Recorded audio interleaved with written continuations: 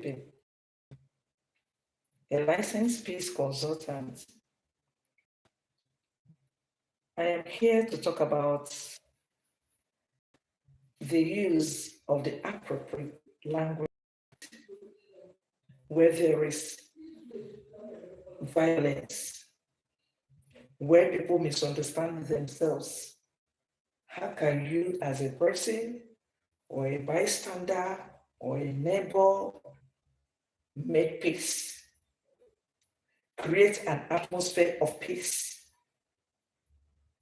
And I want to concentrate on the area of language, using the appropriate language. And when we talk about language, we are moving into the area of the pragmatics.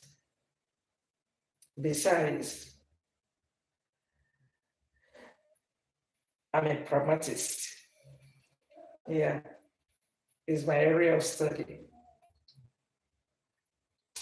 When we take a look at our society, it is reading with violence. It is reading with the conflict here and there, conflict in the family, conflict everywhere in the marketplace. The other day, I went to the market. Won't believe what I saw. Where uniformed men, I'm sorry to say this, but it's the reality. Uniformed men were beating a young man who specializes in this tricycle. He rides tricycle, does it as a job. He had a challenge with him, and the United as one to give him the beating of his life. And people were shouting. When you go to your streets, let's use our immediate communities. If you go to the church, let's tell us we are all humans. There is always one conflict on the other. If you go to your work, there is always conflict.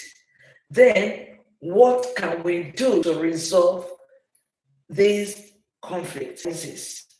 And I want to concentrate on the use of the appropriate language. How can I use language to solve the problem of conflict in our society? Nigeria is reading with conflict, political conflict. People use harsh words, just like the Holy Father, Pope Leo XIV, said this Lenten season for Catholics that the highest form of abstinence is to abstain from using harsh words against people. It's not enough to fast on food.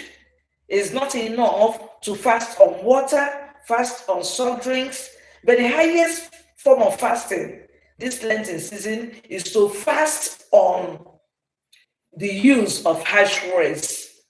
People are dying on a daily basis because of what other people say to them. You are welcome, I can see you. Hi, you are welcome to my channel. So people use harsh words to talk to other people, and people are dying on a daily basis because of heartbreak. So we are talking about the use of appropriate language when there is conflict.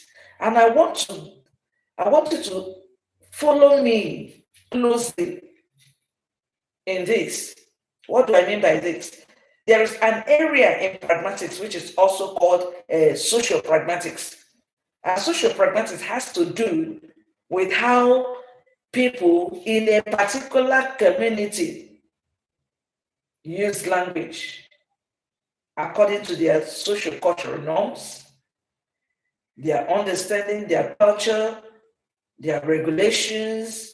And if you want to live and be happy in such a community, if you want to communicate effectively with such people, you must follow the norms, their rules. You must follow their rules. For instance, I'm a Nigerian from the Southeast.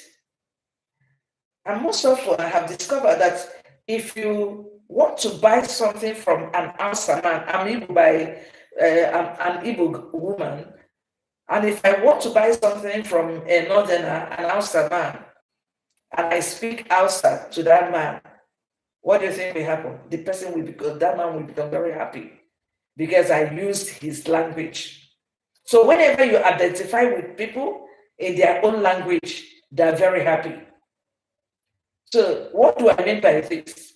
Social pragmatics tells us that in a conflict-ridden environment, in a conflict-ridden society, when you use language of the language of the people to talk to them, when you say things the way people say it in their own language, you can bring peace. You can create an atmosphere of peace.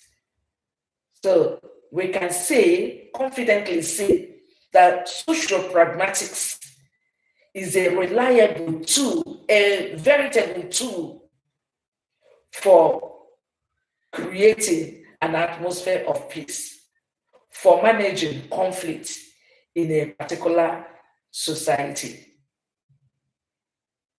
So I want to encourage curriculum planners, educators, the government, that this social pragmatics, which has to do with the use of language based on the social cultural norms of the people, the way they use it, the way they understand it, can help us to solve the problem of conflict. If it can curb conflict in the society, I think it should be included in our curriculum so that we begin on time to train our children on how to use language appropriately in order to resolve conflicts. When a woman talks politely to the husband, I don't think that conflict will arise. When there is problem in the society and people respond using the appropriate language, I think it can resolve the issue of conflict. So I want to encourage you, my audience, to embrace social pragmatics. You can Google it and understand it better. Social pragmatics is a veritable tool for resolving conflict in a particular society. I don't know what you think about this. You can share your comments or your own ideas in the comment section. I hope to see you in the next video for more insights on social pragmatics as a veritable tool for resolving conflicts. Thank you once again. I remain Dr. Regina Ekwelibe in pragmatics. Thanks.